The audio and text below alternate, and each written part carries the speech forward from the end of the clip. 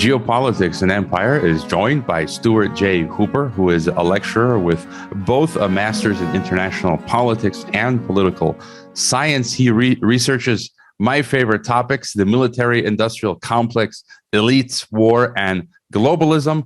Welcome to Geopolitics and Empire, Stuart. Thank you very much for the invitation. Great to be here, and somewhat of a relatively new listener to your show. But like you said, we've definitely got a very real connection here in terms of the topics that we think and research.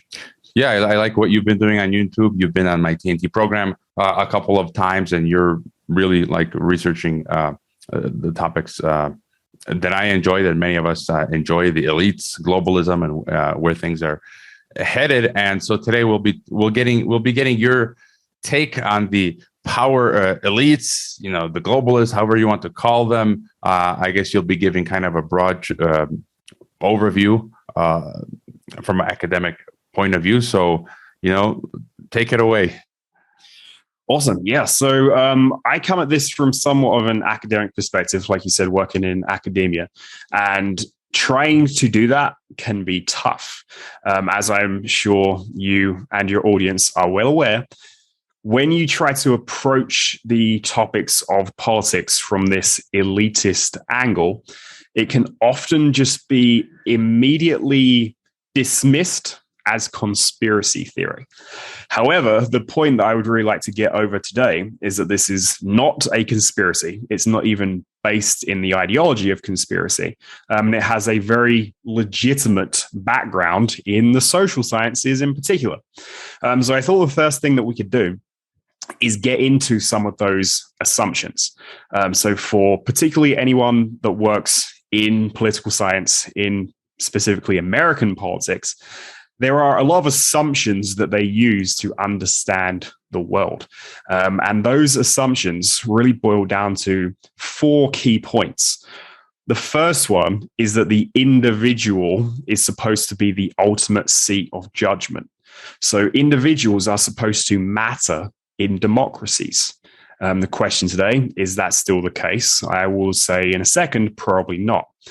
Second assumption is that there is then a natural harmony of interests among people, that there's no one set of interests that is just so far more powerful than any other set. They're all equally weighted, and therefore all of the different interests in society have an equal opportunity of becoming dominant, of being represented in the government. So environmentalism would be weighed equally with, say, banking, just for two examples, right? And just with that one, we know right away that that's not the case. Third assumption then is that, well, if we have individuals that matter, if all of them have equally weighted interests, well, then there would be a rational discussion between those different interest groups that would determine what to do. And that rational discussion, again, would be equally weighted. Everyone would have an equal voice in the debate. How much money you contribute to a political campaign would have no effect, right? That would not matter. What would only matter is that, coming to our fourth point, the right thing would be done. So whatever is true or whatever is right, we would be able to figure that out with this rational discussion between the equally weighted interests, and then we would act upon that, and that is what would prevail.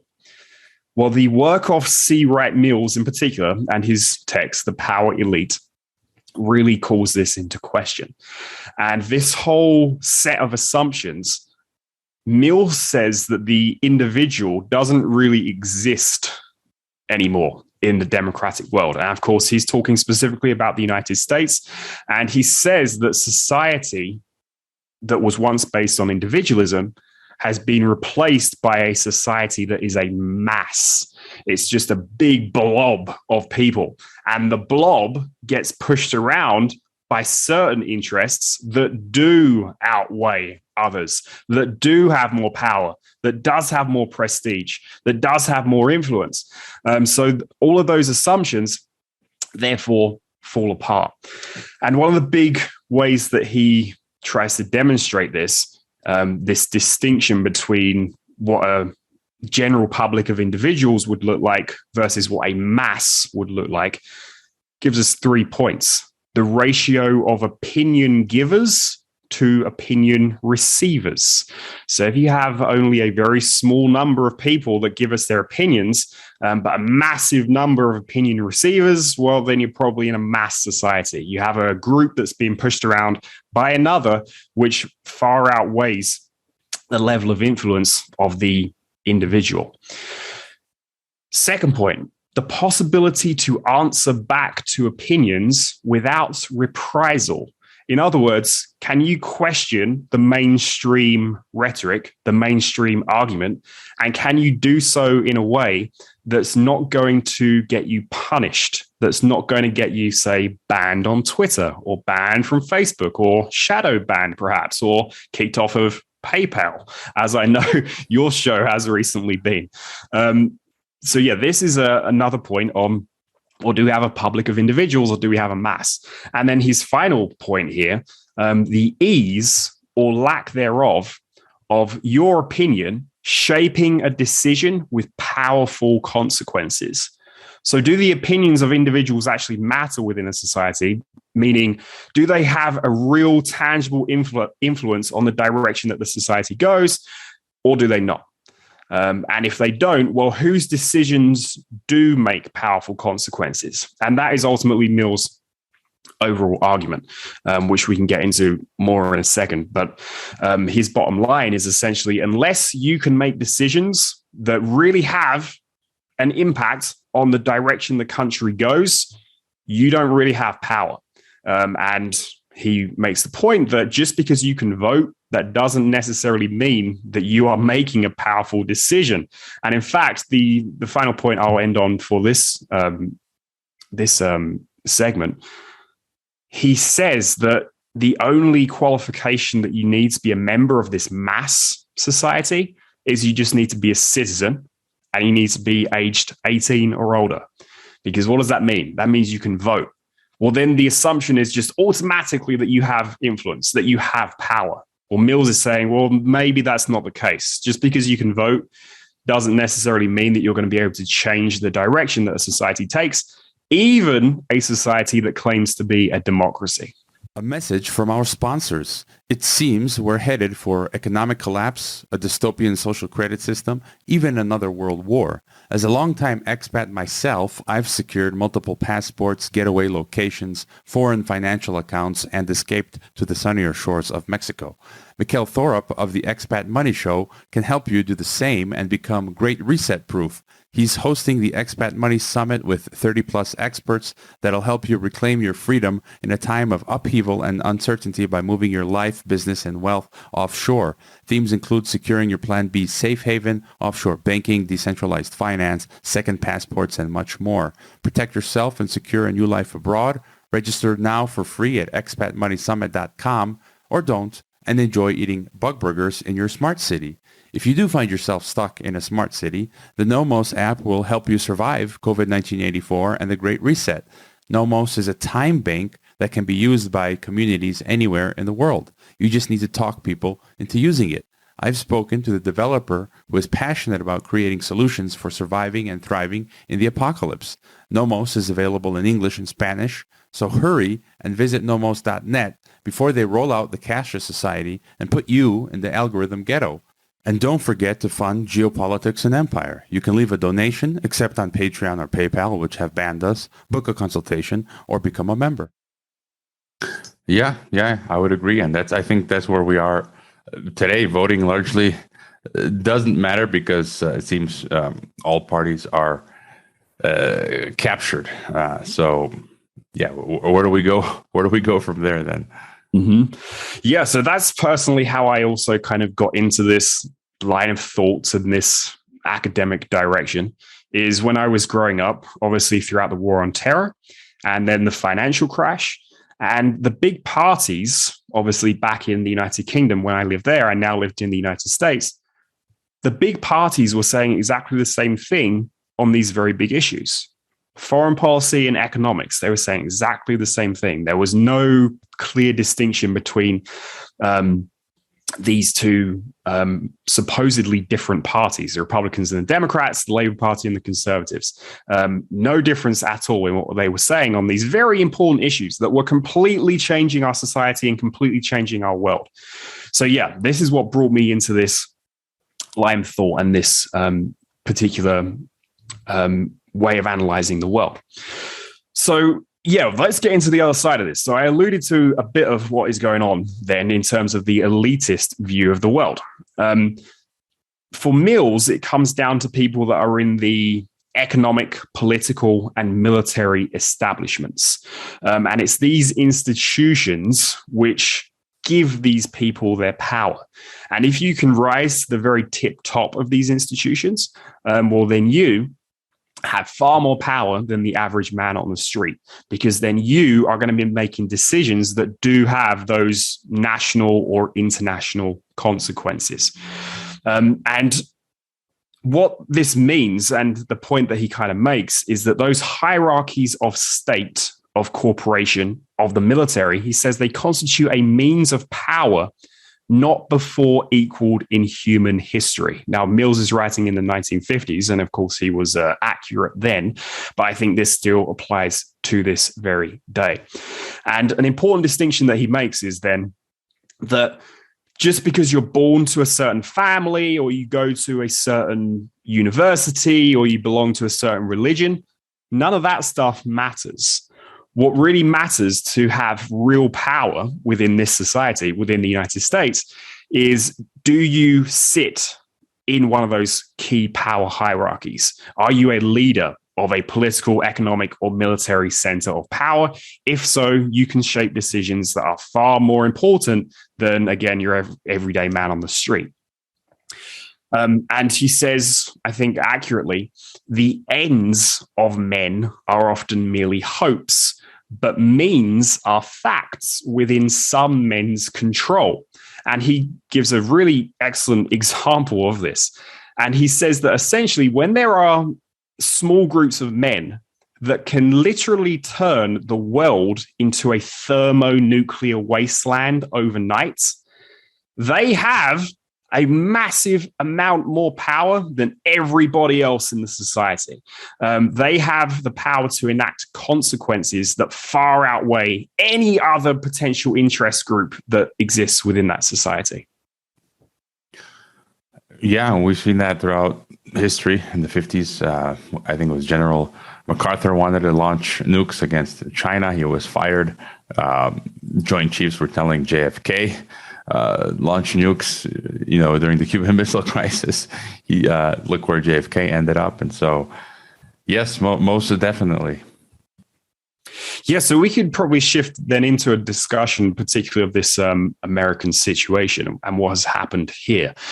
Because, of course, America does sit ideologically in the mainstream view of the world as this icon of democracy, this icon of democratic values, of liberty, as we have in that poster behind you there.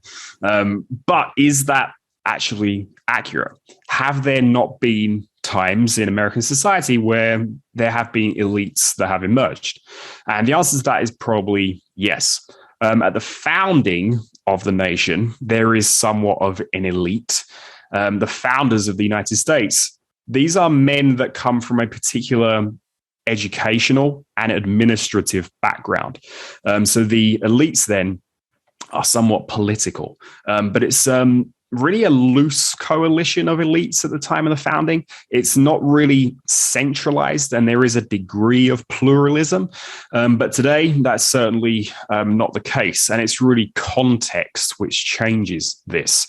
And this begins really in 1886, when we get the Supreme Court ruling that the 14th Amendment, equal protection of the laws, that also applies to corporations.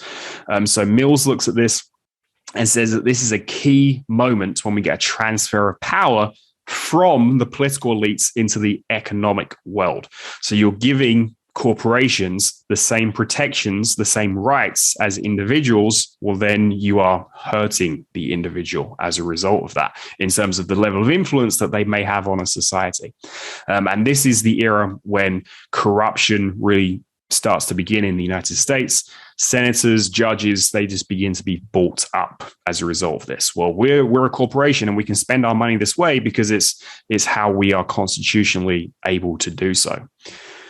The New Deal, of course, emerges in response to the Great Depression and somewhat begins to challenge that center of economic power in the United States, but it does not reverse the situation. It does not bring the power back into the government. It doesn't bring the power back to the people. It somewhat levels it out. It contests it a little, but it's not a complete replacement. Well, then, of course, what do we get? World War II. World War II is when we get the rise of a military elite, a military class, again, thinking specifically within the United States, that really does have those capabilities to enact decisions that have far-reaching consequences, not just for the country, but for the world. And of course, we see that with the deployment of the nuclear weapons in Japan.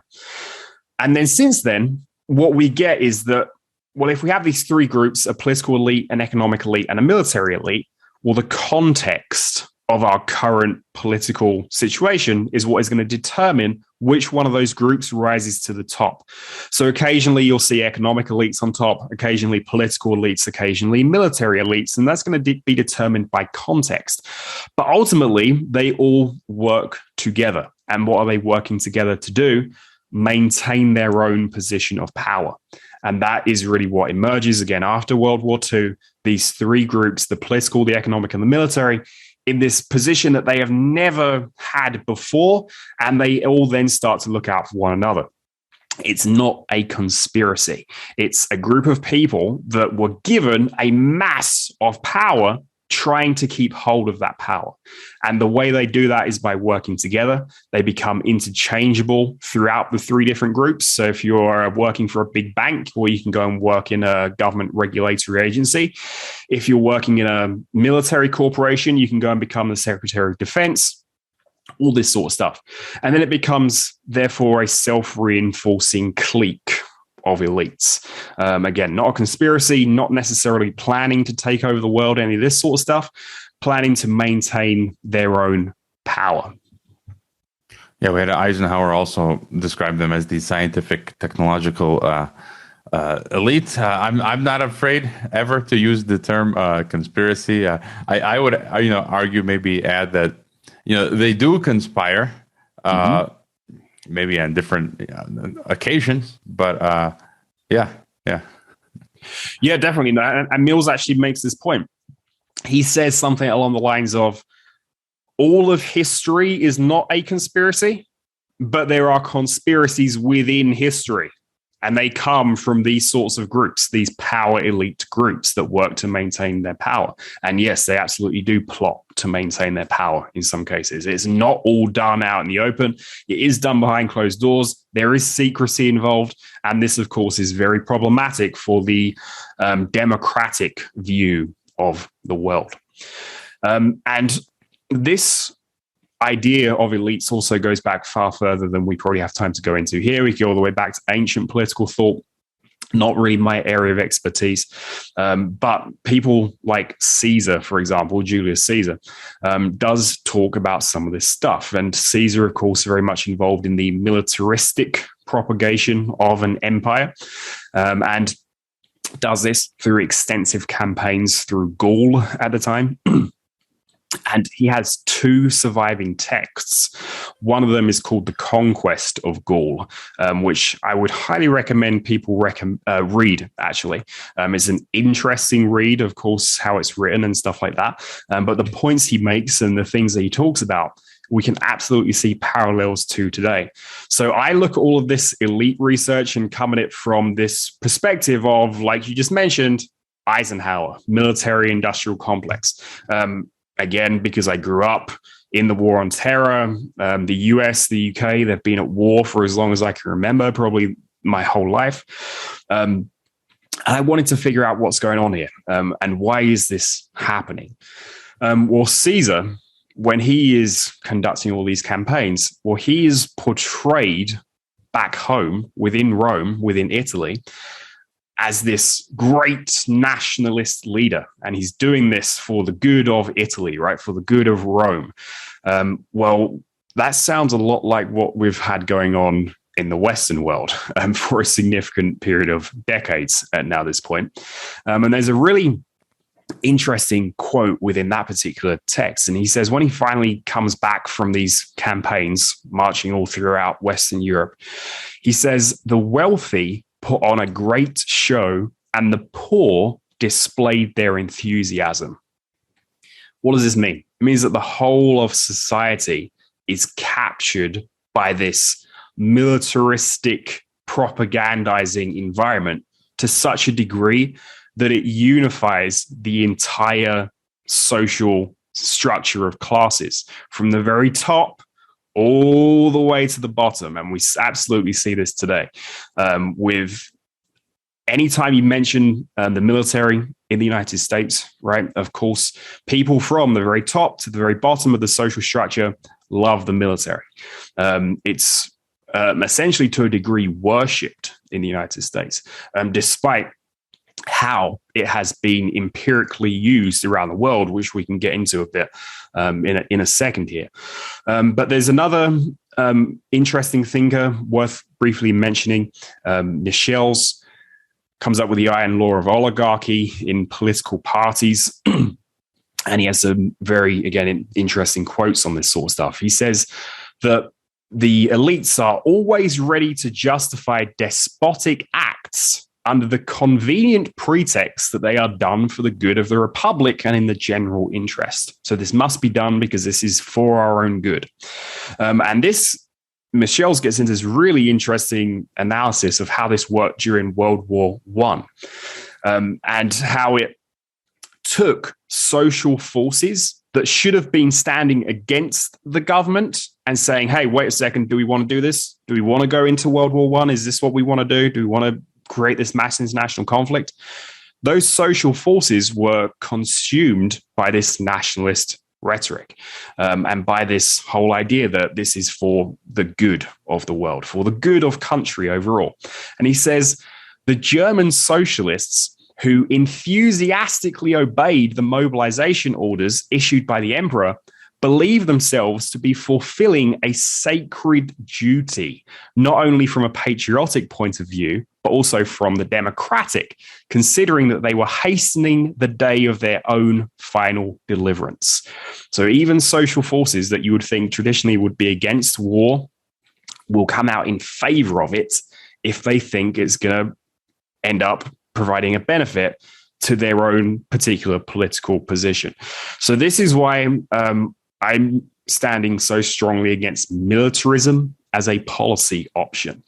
I do not believe in pacifism, so to speak. There is absolutely a legitimate right to self-defense against aggressors, and we should be able to do that. But we shouldn't be using military force to try to achieve our aims in the world. Just look at anything that has just happened over the past couple of months, or again, the past couple of decades, and we can see that a military solution doesn't really tend to help. Yeah, and I think you're taking us through time, and then as we get more current, William Robinson was talking about this on my most recent podcast. The phase of globalization kicks in, and then we've now we're using the term globalists, global elite. And just today, I saw George Galloway. I liked his comment that he posted on Twitter. He said, globalization is not some dewy-eyed internationalist dream. It's the homogenization of humanity for the purposes of crushing all of us under the iron heel of a monopoly capitalism, where the world will be run by and for a handful of Western oligarchs enforced by the U.S. empire. I can't really disagree there. And it's interesting, this divide, where I guess George is a socialist, and he focuses on monopoly capitalism. Conservatives will say, it's a socialist or communist takeover. I don't view that really as important. I like how William Robinson, even though he's a socialist, I'm not, he puts it as a transnational ruling class, capitalist class. It's the people with all the money and the power, basically. I don't really care about the isms. And I've mentioned before, I do see an amalgamation of, at times, they seem socialist or communist, monopoly capitalist, technocratic, globalist. But it's basically just the concentration of finance, as you were outlining, military, political, and economic at the global level versus everyone else. So, yeah. Yeah, so we see that, today, well, we've gone through periods of time where national elites are what really mattered most. And that's, of course, the position that Wright Mills was talking about, the idea that America is dominated by these national elites. But today, yes, the argument is that there are transnational elites, groups that exist above and beyond the nation state. And they don't really care about national loyalties because they can take themselves and their power anywhere else in the world and exploit it somewhere else instead. So, yeah, this is a really interesting perspective, and glad you were able to talk to Professor Robinson in your last episode. His argument, like you said, really is around this idea that these are capitalist elites, and this is all comes down to economics primarily, right? What I try to add with what I'm doing is broadening this back out to include the military, because a lot of more recent analysis of globalization in particular is ignored the military. It's said that there are these transnational economic forces, even transnational political forces, the European Union, for example.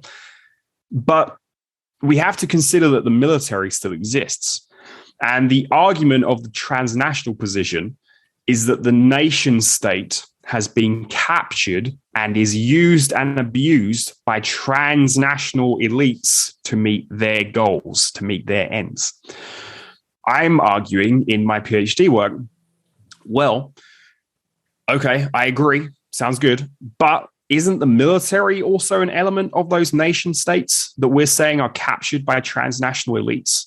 And the military is traditionally considered as a nationalist entity. It's considered to be something that is tied to individual states, works only for individual states.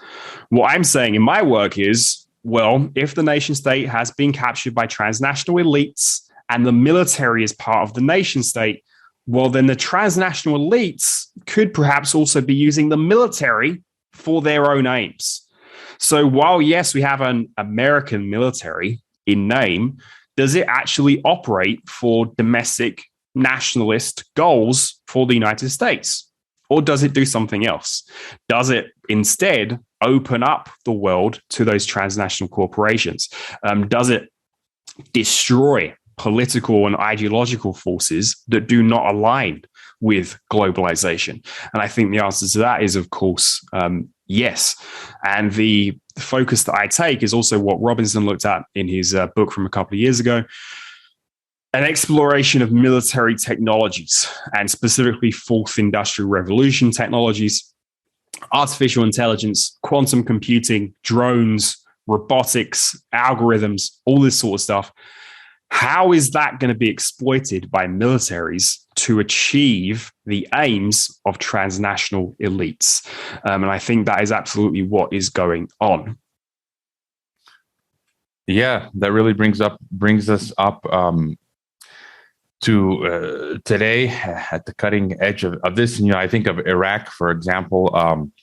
Maybe people like John Perkins we can think of, where these transnational elites send in the American military when there's a huge private mercenary aspect of that as well. That form, we've got U.S. soldiers together with these mercenaries, which William Robinson talked about. But yeah, they destroy the nation and they make it safe then for these transnational corporations to come in, make money, and create a new system.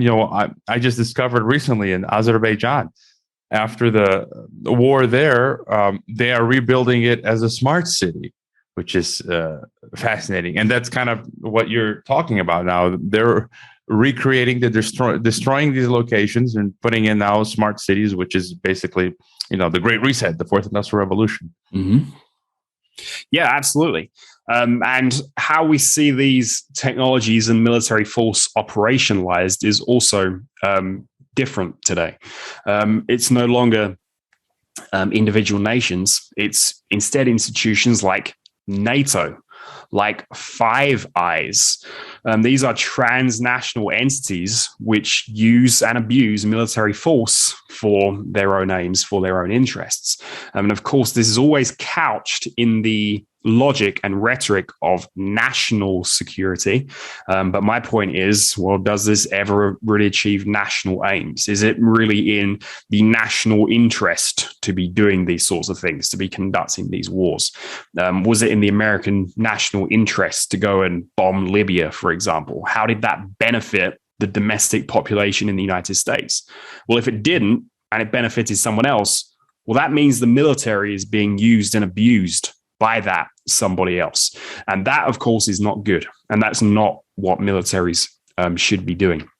But yeah, in terms of these technologies, I argue that they are being used to justify really this continuation of a permanent war, of an endless police state domestically, and an endless situation of conquest on the international level. Well, we have to go and do this. We have to attack this place because if we don't, well, they're going to get this technology before us. They're going to use it against us, all of this sort of logic.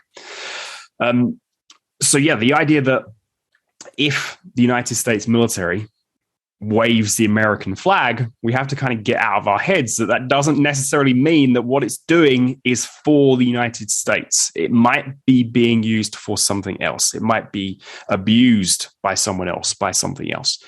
And again, there are some interesting historical comparisons that I use in my work to think through this idea of technology and how important it is. And we could return here to Caesar, again, in the conquest of Gaul.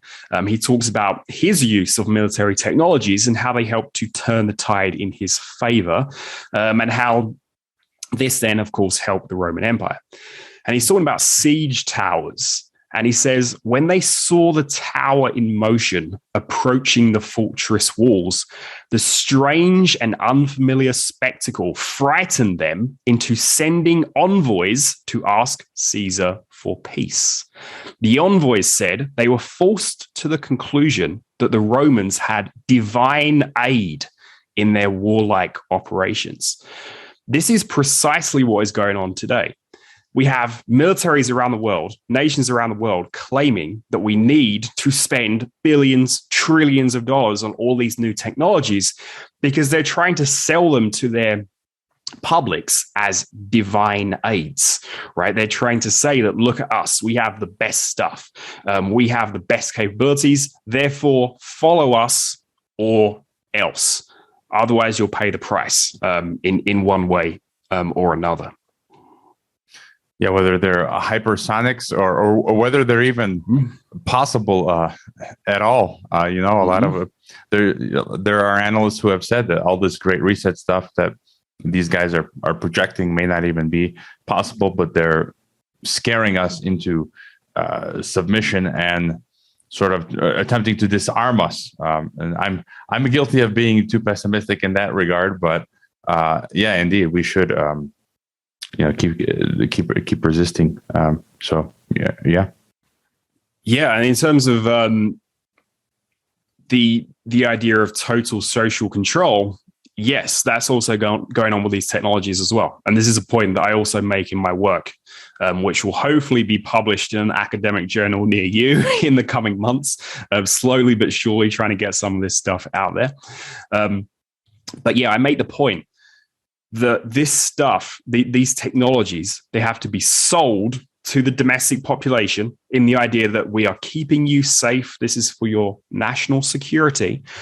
But when they are actually used, they are not used for that at all. They're used to instead achieve the aims of globalization, of elites, of this more transnational appearance, right? They're no longer concerned with their national loyalties. They're only concerned with transnationalism. And Mills uses a term that I think is really useful here. He says that domestic populations are psychically raped by their governments into believing this vision of the military as being the best thing ever, as being in their interest, as being out for national security, as looking out for the everyday man on the street. And this, of course, is done through a very sophisticated propaganda campaign, which we've seen throughout really American history, but of course in overdrive in the post-World War II world. And this is, of course, where a lot of this more critical perspective comes in as well. But I would agree that it is to a degree delusional to consider military forces, particularly in the Western world, as primarily concerned with their domestic populations. They are not.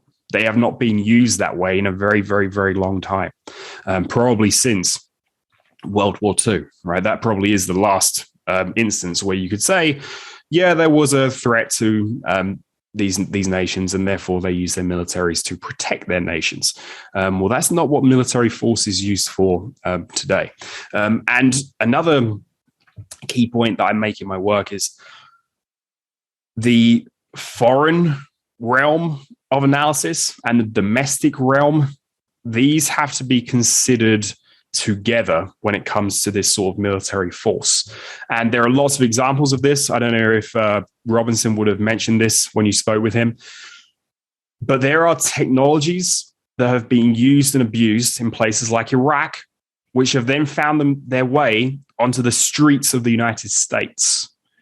LRAD sound cannons, for example, being a prime example of this. You got a riot of Iraqi civilians upset that you've just, I don't know, whatever it is, blown up their mosque, blown up the water treatment facility. Well, blast them with this sound cannon, get them back into their houses, right, and get them away from what we're trying to do because they're in the way of our agenda. Exactly the same thing is going on in the domestic United States. These technologies are now being brought home and used against American citizens to do exactly the same thing, to say you are standing up against our agenda. That cannot stand. Go back, go away, go to your homes. We don't want you here. You're in the way. So yes, in terms of should we have a pessimistic or optimistic outlook for this stuff? I would kind of be with you in the pessimistic camp.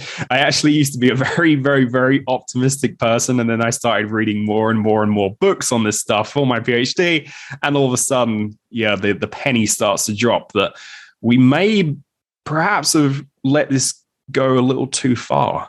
There may not be too much turning back from this at this point.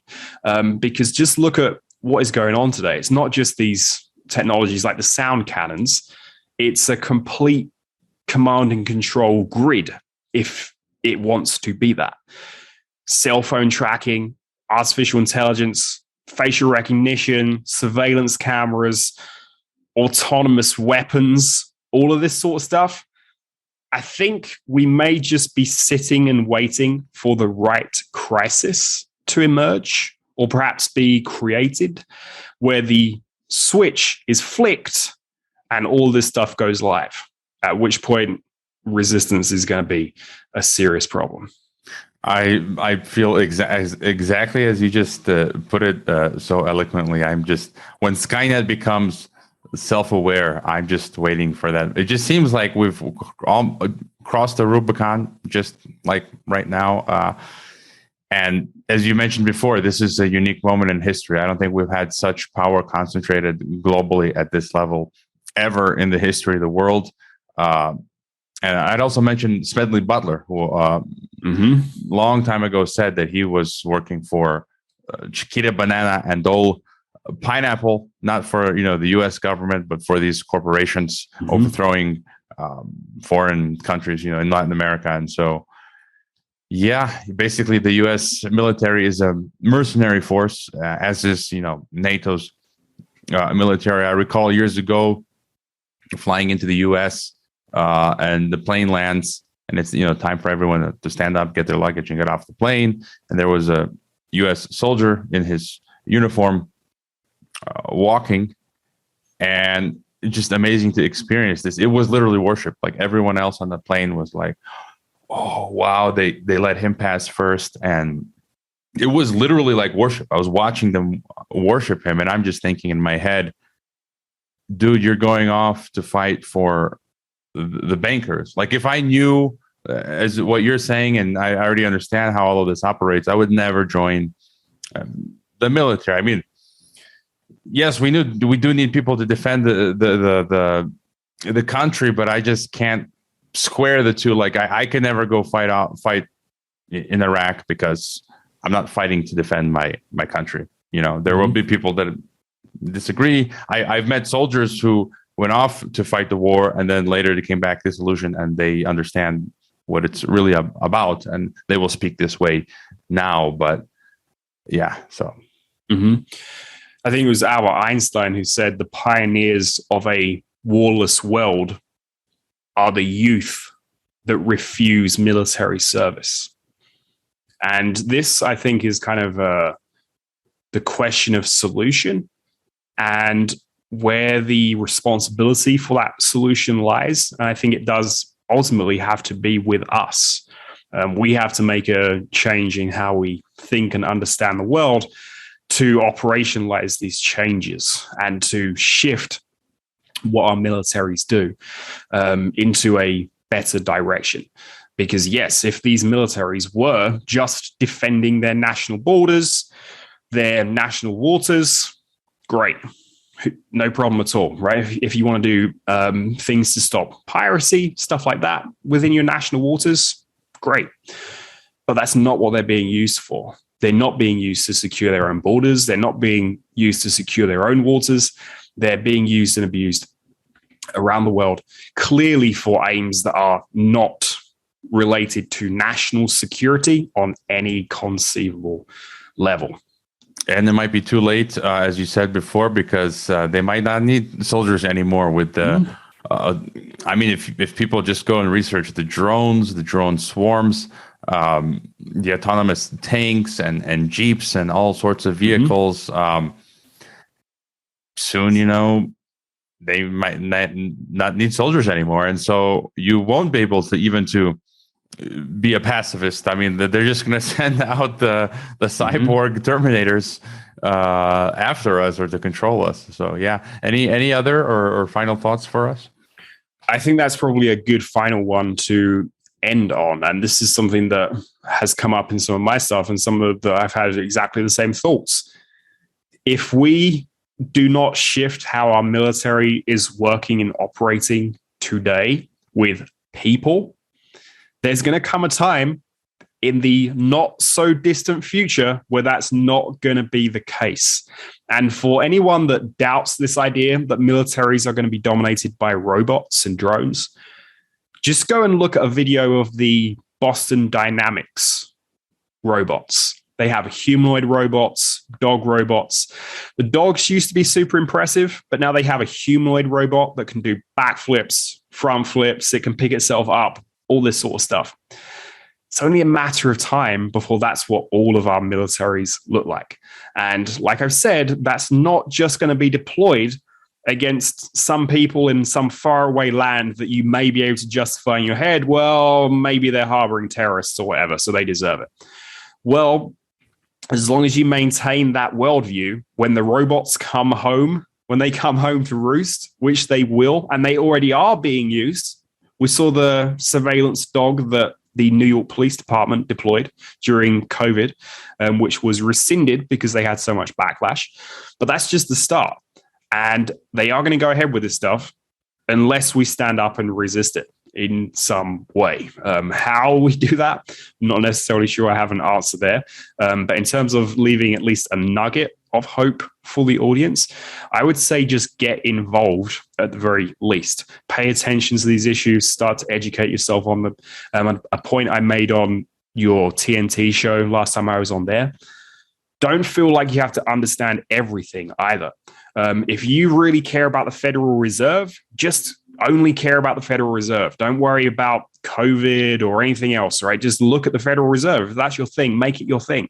Then if we can develop a network of experts in all these different little issues, well, then we'll have an overall platform to perhaps do something to change this system that we're currently experiencing in a not so great fashion. Yeah, we just add, it seems like we're headed toward Elysium with Matt Damon, where you've got those robot police pushing him around, and you can't argue with them. It's just, or Terminator, basically. It's like, I really feel like that is the end game, and they've projected that those have been their intentions. Just like we had H.G. Wells use literature to project their plans, and Aldous Huxley and George Orwell.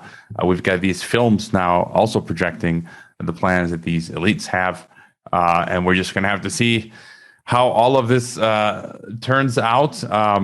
The best places to find you, I believe, are on Twitter and Facebook, yes? And YouTube as well. Yeah, I'm trying to get a channel up and running and off the ground. Turning out to be a little bit tough to get views, but any new subscribers would be welcomed with open arms. It's COVID-19 84 era, so basically they're killing channels left and right. But I mean, keep fighting the good fight and see what happens. Well, thank you, Stuart J. Hooper, for chatting with us. And again, everyone find him on Twitter, Facebook, and YouTube, and maybe you'll branch out to some of the alternative media as well. And thanks for being on Geopolitics and Empire. Yeah, thank you very much for the invite. I hope you enjoyed this Geopolitics and Empire podcast. The website is geopoliticsandempire.com, and I encourage you to sign up for the free email list that goes out with each podcast and every weekend with a collection of news headlines. The newsletter and website are our last lines of defense. We're being censored and deplatformed. It's nearly impossible to find Geopolitics and Empire on the Google search engine. We've been blacklisted. YouTube frequently takes down our videos with strikes. Facebook restricts our page. Reddit and Twitter take down posts. And after the Associated Press mentioned Geopolitics and Empire in a 2021 article co-written with NATO, our Patreon account was terminated. Vimeo also terminated our Pro account. The best free way to help Geopolitics and Empire is to leave a review on Apple Podcasts or elsewhere and subscribe to all of our media channels. You can find the video broadcast now on 5 platforms: Odyssey, Rockfin, Rumble, BitChute, and Brighteon. You can find the audio broadcast on the podcast ecosystem: SoundCloud, Apple, Spotify, and so on. My current favorite social media channels are Twitter and Telegram, but you can also find us on Gab, MeWe, Minds, Float, VK, Instagram, Facebook, and LinkedIn. Finally, Geopolitics and Empire is in dire need of funding to continue. You can leave a donation, purchase a consultation with the host, or become a member to receive additional benefits. We also produce a weekly broadcast called Dissident Thinker for members and Rockfin subscribers only. We will continue to fight the good fight come hell or high water. Thank you for listening.